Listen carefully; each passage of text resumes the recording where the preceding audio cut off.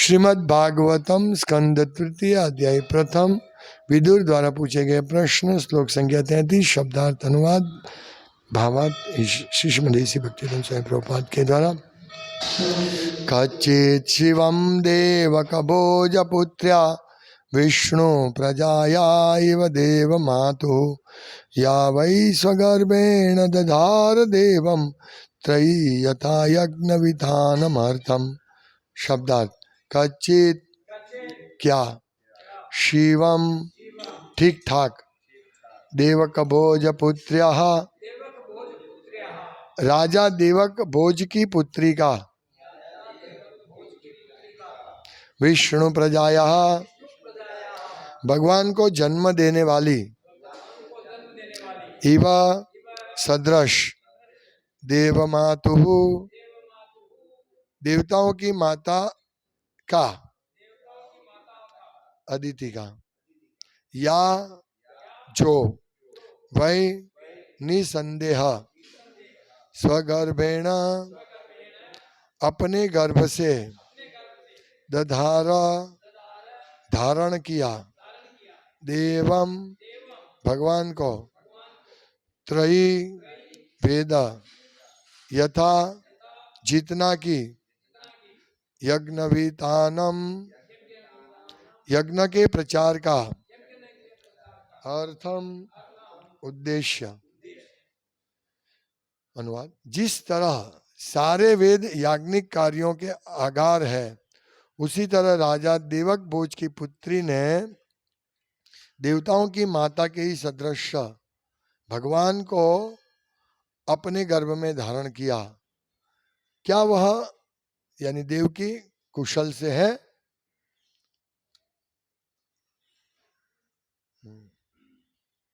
अनुवाद सारे वेद दिव्य ज्ञान तथा आध्यात्मिक मूल्यों से परिपूर्ण है।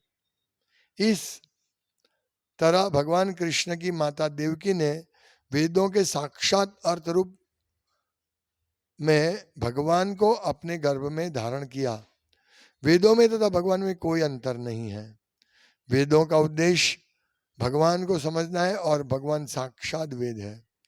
देवकी की तुलना अर्थपूर्ण वेदों से तथा भगवान की तुलना उनके उद्देश्य से की गई है।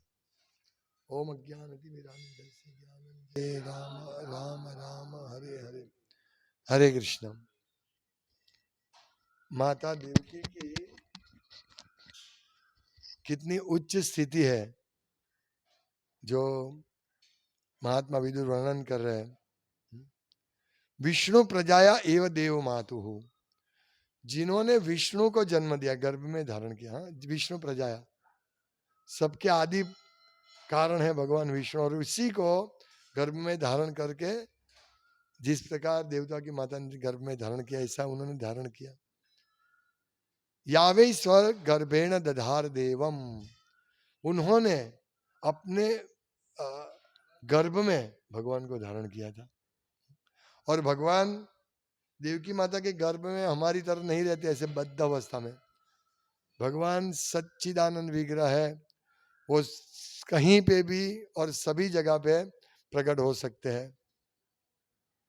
वास्तव में यदि हमारा चेतना माता देवकी की तरह हो तो भगवान हमारे पास भी प्रकट हो सकते हैं, क्योंकि भगवान सब जगह है।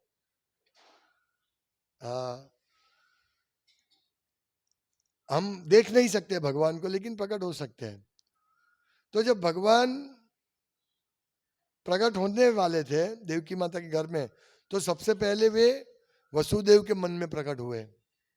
भगवान का जन्म कोई वीर्य से नहीं हुआ है, या माता के गर्भ में वो बद्ध अवस्था में नहीं हुआ है।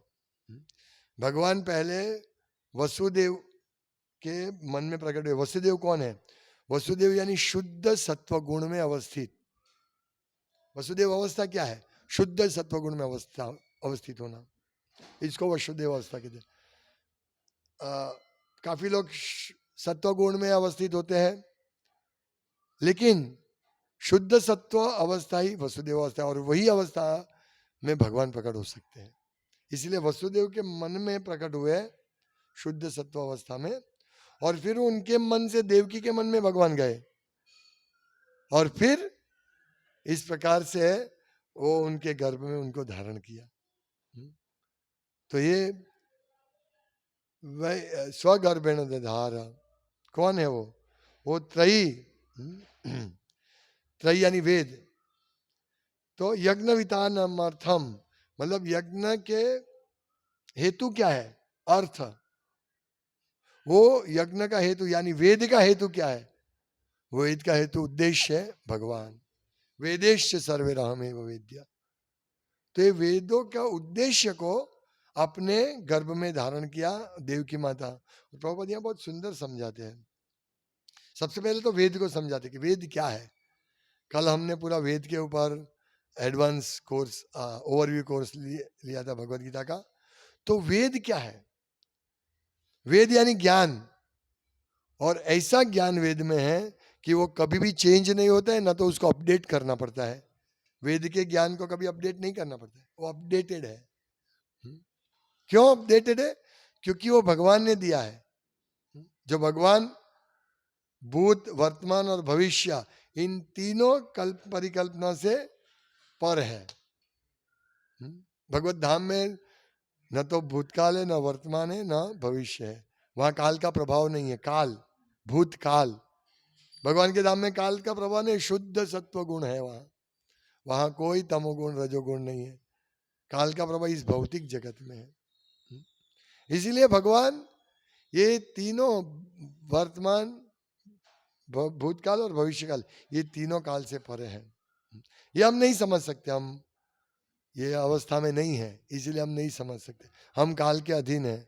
लेकिन शास्त्रों से हमें पता चलता है कि किस प्रकार से है हम इस अवस्था को समझे। वसुदेव अवस्था जहाँ भगवान प्रकट होते हैं, और वैकुंठ अवस्था जहाँ काल का प्रभाव नहीं होता है। तो ये सब ज्ञान कहाँ से मिलता है? ये सब ज्ञान हमको वेद से मिलता है। अपौरुषेय, वेद को अपौरुषेय बोला जाता है। तो अपौरुषेय यानी ये भगवान से प्रकट हुए हैं, भगवान के उच्छ्वास से, भगवान के मुख से प्रकट हुए हैं, और इसमें कोई दोष नहीं है। वेदों में कभी दोष नहीं होता है, और ना तो वो काल की सीमा से बंधे हैं। यानी आज हम सब लोग और हमारा ज्ञान पूरा काल की सीमा से बंधा हुआ है। आज जो वैज्ञानिक ज्ञान प्रस्तुत कर रहे हैं वो कल पुराना हो जाएगा, और फिर उसमें नया अपडेट करना पड़ेगा। अरे अरे ये ऐसा ज्ञान नहीं, हम ऐसा देते हैं। पहले कहते थे पृथ्वी समतल है, फिर बोले पृथ्वी चौरस है, फिर बोले पृथ्वी गोल है। तो ये ज्ञान बदलता रहता, अपडेट होता रहता है। लेकिन वेद ऐसे बिल्कुल भी नहीं। क्या लिखा? सारे वेद दिव्य ज्ञान तथा आध्यात्मिक मूल्यों से परिपूर्ण है। ये समझना बहुत आवश्यक है। ये बात छोटी है, लेकिन इसको समझने में हम गलती कर सकते हैं। हम सोच सकते हैं कि वेद, पहले वेद का मूल्य था जब लोग आर्य थे। कल सत्य युग, द्वापर युग, त्रेता युग में था। कलयुग में वेद इतने ये नहीं है, रिलेवेंट नहीं है, इतने हम इसको व्यवहार में नहीं ला सकते, व्यावहारिक नहीं है। नहीं, वेद हमेशा दिव्य ज्ञान से परिपूर्ण है, जो दिव्य ज्ञान प्राप्त करके हम सुखी हो सकते हैं। तो सबसे पहले ये पॉइंट समझना है कि वो दिव्य ज्ञान उसमें और आध्यात्मिक मूल्य है। इसीलिए हमें कोई भी कार्य करना है ना, वेदों के आदेश से करना चाहिए, हायर अथॉरिटी के आदेश से करना चाहिए। इसीलिए ये महत्व है ना साधु, गुरु और शास्त्र। कितना महत्व है साधु गुरु शास्त्र का, क्योंकि साधु और गुरु ये तीनों का सेंटर कौन है? साधु, गुरु और शास्त्र है। साधु कौन है? साधु वो है जो आचार्य है, जो वेदों के अर्थ को समझते हैं। गुरु क्या है? गुरु साधु है और हमको मार्गदर्शन देते हैं, वेदों के रहस्यमय खजाने को हमारे तक पहुंचाते। ये है साधु गुरु। पर बेस क्या है? वेद, शास्त्र। शास्त्र यदि बेस नहीं है तो हम ज्ञान कहां से प्राप्त करेंगे? हम ज्ञान प्राप्त नहीं कर सकते, कोई भी ज्ञान नहीं प्राप्त कर सकते, कोई भी नहीं।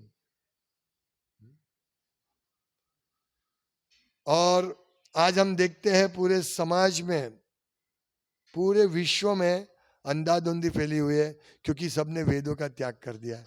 कोई घर में वेद नहीं रखते, कोई वेद का सार है, वेदों के ज्ञान को उपनिषद में समझाएगा, और वेदों का सार वो है भगवत गीता। लोग भगवत गीता नहीं पढ़ते, वो समझते नहीं है, इसीलिए वो दिव्य ज्ञान और आध्यात्मिक मूल्यों से दूर रहते हैं, उनको मालूम ही नहीं है। कल मैंने बहुत विशाल रूप से, विस्तृत रूप से ये समझाया था कि अभी वेदों का ज्ञान लोग नहीं, वेदों में से ज्ञान नहीं प्राप्त कर रहे, टीवी में से, वर्तमान पेपर में से, मैगजीन में से, भौतिक मैगजीन में से, और एक दूसरे की बात सुनकर और अनुमान करके ज्ञान प्राप्त कर रहे लोग। ये कितना विनाशकारी है हम समझ सकते हैं। एक उदाहरण दिया था, यदि हमको ज्ञान नहीं है कि क्या करना चाहिए क्या नहीं करना चाहिए, और ये ज्ञान नहीं है क्या करना चाहिए क्या नहीं करना चाहिए, तो हम क्या करेंगे, जो भी कार्य है वो हम मतलब शास्त्र विरुद्ध कार्य है वो हम सब करते रहेंगे, और इसकी वजह से हम बहुत ही दुखी होंगे। हम बहुत नरक की मतलब दुखी होकर हम लोग इस भौतिक जगत में घूमते रहेंगे, सुख का कोई हमको ठिकाना नहीं होगा। इसीलिए ज्ञान हमको प्राप्त करना बहुत आवश्यक है कि मैं जो कर रहा हूं सही है कि नहीं। कोई भी व्यक्ति हमें पूछना चाहिए कि मैं ये कर रहा हूं वो सही है कि नहीं, तो जो जानकार है वो बोलेगा तुम ठीक कर रहे हो, या बोलेगा नहीं तुम ठीक नहीं करो। जैसे मैंने कल उदाहरण दिया था कि युवान पति पत्नी या प्रेमी प्रेमिका एक ही थाली में खाना खाते हैं, तो ये वैदिक संस्कृति नहीं है। उनको कौन आदेश देगा कि ऐसे नहीं खाना चाहिए, पहले पति को खिलाओ, फिर खुद खाओ, सेवा करो। लेकिन ये वेद आज्ञा को चढ़ा दिया ऊपर, इसीलिए आज लोग सुखी नहीं है। ये सबसे पहला।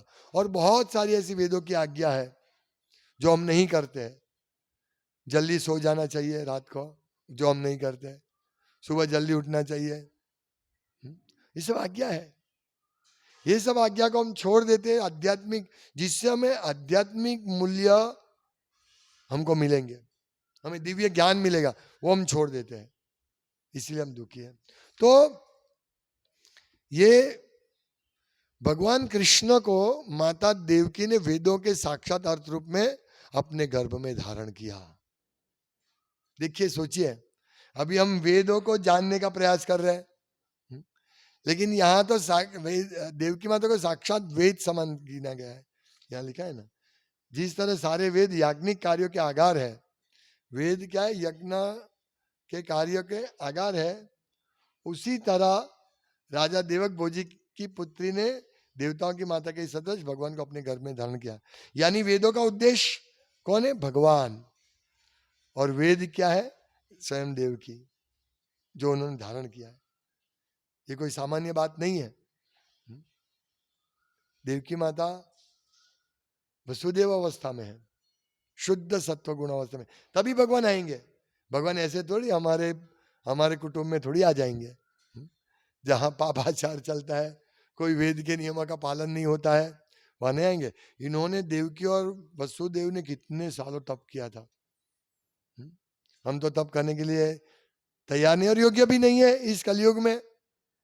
लेकिन यदि हम हरिनाम संकीर्तन करेंगे, भगवान की सेवा करेंगे, तो हम धीरे धीरे धीरे सत्व गुण में आएंगे, और फिर हम शुद्ध सत्व में आएंगे, और इमीडिएटली भगवान प्रकट होंगे। जैसे हम शुद्ध सत्व गुण में आएंगे भगवान प्रकट होंगे, जिस तरह भगवान देवकी माता के गर्भ में प्रकट हुए। वेदा पौरुष है, वेदों का ज्ञान दिव्य ज्ञान है, तो वो दिव्य ज्ञान सदृश, मतलब दिव्य ज्ञान वेद की तुलना यहाँ माता देवकी से की गई है। प्रभुपाद लिखते हैं कि देवकी की तुलना अर्थपूर्ण वेदों से की गई है, और भगवान की तुलना उसके उद्देश्य से की गई। यानी यदि भगवान को प्रकट करवाना है तो हमें क्या करना पड़ेगा? हमें वेदों के ज्ञान को आत्मसात करना पड़ेगा। ये बात हम इससे सीखते हैं, वेदों के ज्ञान को आत्मसात करना पड़ेगा। और वेदों का ज्ञान श्रीमद् भगवद गीता और श्रीमद् भागवतम में है। और जैसे वो ज्ञान आत्मसात करेंगे, हम शुद्ध सत्व गुण में आ जाएंगे और फिर भगवान को हम साक्षात दर्शन प्राप्त कर सकते हैं, भगवान के दर्शन साक्षात प्राप्त कर सकते हैं। यह है वेदों का उद्देश्य और यह है वेद। लेकिन दुर्भाग्य से सब लोगों ने वेद छोड़ दिया। कोई ब्राह्मण भी वेद नहीं पढ़ता है, भक्त भी पढ़ाई कम कर दिया है। इसीलिए प्रभुपाद कहते हैं रीड माई बुक्स। तो प्रभुपाद की बुक्स वेद है। क्यों? वैदिक ज्ञान है। वैदिक ज्ञान क्या है? वैदिक ज्ञान में श्रुति और स्मृति आती है। श्रुति यानी श्रवण से, भगवान के डायरेक्ट मुंह से जो श्रवण किया, वो ब्रह्मा जी जब वो श्रवण किया वो ज्ञान को प्रसार करेंगे तो वो भी श्रुति ही है, क्योंकि उन्होंने भगवान से जो सुना वही प्रस्तुत किया। तो इस प्रकार श्रुति होती है। और श्रुति में से श्रुति का आधार लेकर उसको और समझाने के लिए, मतलब वेदों के उद्देश्य को अच्छी तरह समझाने के लिए, भगवान को समझाने के लिए ऋषि मुनियों ने श्रुति का आधार लेकर ये सब पुराणों महाभारत की रचना की, पुराणों की। उसमें उदाहरण दिए गए, प्रैक्टिकल कथा पुराण में, पुराण यानी पुरख। तो भगवान वेद को समझाने के लिए एग्जाम्पल सहित, एग्जाम्पल जब समझाते तो बहुत अच्छी तरह लोग समझ जाते हैं, है ना। एग्जाम्पल से समझाने से तुरंत हम समझ जाके, इसीलिए वेद को समझाने के लिए जो पुराण है वो स्मृति है, जो लिखा गया है। लेकिन किनके द्वारा? संतों के द्वारा, महान संतों के द्वारा, जो वेदों को जानते हैं, वेदों के उद्देश्य को जानते हैं, वही स्मृति लिख सकते हैं। हम लोग नहीं लिख सकते।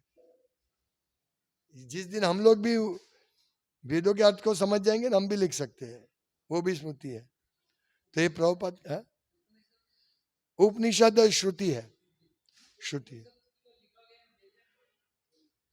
नहीं, लिपिबद्ध तो वेद व्यास, श्रुति यानी ये सब लिखा गया वेद व्यास के द्वारा, क्योंकि उन्होंने देखा प्रायणाल्पायुषेन। हाँ? नहीं, उपनिषद को श्रुति कहा गया है, वो इंटरप्रिटेशन नहीं है, उसमें भगवान को समझाया गया और श्रुति में गिना जाता है ये इसको। हाँ, पुराण स्मृति है, इतिहास स्मृति है, महाभारत सब श्रुति स्मृति है, जो वेदों के आधार से लिखा गया है। ये मैं जहां तक जानता हूं, ये उपनिषद जो है वो श्रुति है, वेद। हाँ, और भगवत गीता को भी स्मृति और श्रुति भी है, क्योंकि भगवान ने इसको, हाँ, भगवान ने कहा श्रुति है और स्मृति भी है। ये एनीवे जो भी है, कहने का तात्पर्य जो वेदों का खजाना है, हाँ, वो पूरा भगवत गीता में भर के दिया गया है और भागवतम में भर के दिया गया है। जो उनको हम आत्मसात करेंगे, उसको हम बिल्कुल वेद के जैसे हो जाएंगे। यानी पूरा ज्ञान, क्या ज्ञान है? उद्देश्य समझ लिया। वेदों का उद्देश्य क्या है? भगवान को प्राप्त करना, बस। और इसीलिए ये जो ज्ञान हमारे पास है और वो ज्ञान के हिसाब से हम कार्य करते हैं, तो उसको बोलते हैं वेदों का आत्मसात किया, समझे। इसीलिए भक्ति जो करते हैं, भक्ति कौन करता है? जिन्होंने वेदों को आत्मसात किया है, वही भक्ति कर सकता है। इसलिए लोग बोलते हैं ना, ये भक्त लोग को ज्ञान ही नहीं है। नहीं, भक्त को पूर्ण ज्ञान है। भक्त को ज्ञान है वेदों का, और भक्तों को ज्ञान है वेदों के उद्देश्य का। इसीलिए भक्त साधारण व्यक्ति नहीं है, चाहे वो साधारण दिखेंगे, लेकिन भक्त साधारण नहीं है। यही हमको शिक्षा इस श्लोक से लेनी है कि वेद, माता देवकी वेद सदृश थी, इसीलिए उन्होंने भगवान को अपने गर्भ में धारण किया। दधार स्वगर्भेण दधार देवम, अपने स्वयं के गर्भ में। ये कितना आश्चर्यजनक है ना बात। पूरे विश्व को अपने पेट में रखने वाले भगवान विष्णु माता देवकी के गर्भ में है। कौन समझेगा इस कृष्ण को? भक्तों के अलावा कोई नहीं समझेगा। इसीलिए भगवान कहते भक्त्या माम अभिजानाति यावन यस्यास्मि तत्वतः। मुझे सिर्फ भक्ति द्वारा ही मूल रूप से जैसा मैं हूं तत्व रूप से जान सकते हैं। यतो माम तत्वतो ज्ञात्वा विशते तदनंतरम, फिर वो प्रवेश होते हैं भगवत धाम में। ऐसे मुझे जानकर भगवान, हाँ, जन्म कर्म से भगवान चैतन्य महाप्रभु की लीला चैतन्य चरितामृत में है। तो जो कृष्णदास कविराज गोस्वामी लीला का वर्णन करते हैं उसमें लिखते हैं कि ये जो लीला है, कोई बोलेगा कि तो संस्कृत में श्लोक है तो हम कैसे समझ सकते हैं? तो कृष्णदास कविराज गोस्वामी कहते हैं कि जो भगवान के भक्त है वो इसको तुरंत समझ जाएंगे। हाँ? बाकी जो सब लोग नहीं समझ पाएंगे वेदों के उद्देश्य को, भगवत गीता को सब कौन समझता है? भक्तों के अलावा कोई नहीं समझता है। सब सर्वधर्मान, उसका सार, सर्वधर्मान परित्यज्य माम एकम शरणम व्रज, ये भगवत गीता का सार है। मन मना भव मद भक्तो भगवत गीता का सार है। हाँ? यानी जो मनमना भव मद भक्तो मध्याजी माम नमस्कुरु, इस प्रकार से कार्य करता है, सतत भगवान का स्मरण करता है, भगवान की पूजा करता है, भगवान को प्रणाम करता है, हाँ, और भगवान का भक्त बनता है, वो भगवान को प्रसन्न करके वो भगवत धाम जाने के लायक होता है। यह है वेदों का सार। अरे भगवत गीता का सार, और भगवत गीता का वेदों का सार है। यानी जो भक्त भक्ति में लगते हैं उन्होंने वेदों को समझ लिया है। स्पष्ट बात है, और कोई इसमें अतिशयोक्ति नहीं है। भक्त ज्ञानी होते हैं। वो इसीलिए कहते हैं ना, अहोबत स्वपचो अतो गरियान यद जीवाग्रे वर्तते नाम तुभ्यम तेपु तपस्ते स्तुजु सस्नुरार्या ब्रह्मानुचरणाम ऋणंती ये थे। वो धन्य है, अहोबत स्वपचो, वो धन्य है, वो भाग्यशाली है जिनकी जीवा के अग्रभाग में भगवान का नाम है। जो भगवान का नाम जप करता है वो भाग्यशाली है। क्यों? क्यों उसके जीवा पे अग्रभाग में नाम कैसे आया? तेपु तपस्ते, उन्होंने सब तप को तप लिया है पूर्व जन्मों में। जुहू शस्नुरार्या, सभी नदियों में स्नान कर लिया है, सभी तीर्थों की यात्रा कर ली है, सभी वेदों को समझ लिया है। ब्रह्मानुचरणम, जिन्होंने नाम मतलब ये सब पुण्य कर्म कर लिया है, तभी जाके उसकी अग्रभाग में, जीवा के अग्रभाग में हरे कृष्ण आएगा। देखो ये स्वयं देवहूति माता जी कपिल भगवान को कहते हैं, वो भाग्यशाली हो बत स्वपचो तो करिया जब जीवा अग्रे वर्तते नाम तुभ्यम, जिनकी जीवा में भाग में नाम होता है। तो आप सोचिए, जिन्होंने वेद को पढ़ लिया है, तप लिया है, नदियों में स्नान कर लिया है, वेदाध्ययन सब कर लिया है, तभी उसको जीवा पे भगवान का नाम आएगा। हरे कृष्ण कृष्ण कृष्ण हरे हरे, हरे राम राम राम हरे हरे। इसलिए सब समझना है भगवान क्या है, वेद क्या है, क्यों माता गर्भ के देवकी के घर में भगवान आए, वो कैसे रहे भगवान के घर में, क्या हमारी तरह रहे? नहीं। भगवान जब प्रकट हुए तो चतुर्भुज रूप में सब गहने पहन के, ऐसा कौन से बच्चे का जन्म होता है? रोते आए हैं रोते जाएंगे, हम लोग ऐसे हैं, और हम सोचते हम भगवान हैं। देखिए मूर्ख लोग कितने मूर्ख है, वो अपने आप को भगवान घोषित करते हैं। भगवान भगवान है, जेल में प्रकट हुए रात को। देखिए ये है भगवान सब जगह है। भगवान ने साबित कर दिया कि मैं सब जगह हूं, जेल में भी हूं, शरीर के अंदर हूं। इतो नृसिंह पर तो नृसिंह हो, यतो यतो यामी ततो नृसिंह, मैं यहां हूं, बही नृसिंह हो, हृदय नृसिंह हो। मैं जहां जहां भी आप जाओगे, वहां सब मैं यहाँ हूं, मैं वहां हूं, मैं अंदर हृदय में हूं और सब जगह हूं। नित्यमादिम शरणम प्रपद्ये। निश्चय भगवान के शरण में जाना है, कृष्ण के शरण में जाना है। हाँ, सब जगह भगवान है, इसीलिए ऐसा नहीं सोचना चाहिए। पहले जब नए नए लोग बोलते कि क्या डुक्कर सुअर के शरीर में भी भगवान है, यस है भगवान। भगवान हमेशा दिव्य रहते हैं। जब भगवान ने ज्ञान दिया वो दिव्य है, जो भगवान चाहता है, अपौरुषीय ज्ञान है, तो भगवान भी दिव्य है। यही समझना है इस श्लोक से कि माता देवकी के गर्भ से भगवान प्रकट हुए और पूछ रहे हैं कि कच्चित शिवम, क्या शिवम ठीक तो है ना? कौन? देवक भोज पुत्र्या, देवक भोज के पुत्री देवकी माता कच्चित शिवम, ठीक तो है ना? ये देखिए, सबका स्मरण करके महात्मा विदुर दिव्य स्तर पर रहते हैं। नहीं तो ये समाचार कितना दुख का समाचार है। सबका और सबका गुण देख रहे हैं वो, कि देवकी माता जिन्होंने गर्भ में भगवान साक्षात विष्णु को धारण किया है, साक्षात भगवान कृष्ण को धारण किया, तो ये प्रसन्न होते हैं। इसीलिए कल का एक टॉपिक था वेद। वेद पढ़ने से वो हमको मानसिक रूप से भी बहुत सहाय करते हैं। वेद यानी भगवत गीता भागवतम, वो पढ़ने से हमको बहुत सहाय मिलती है।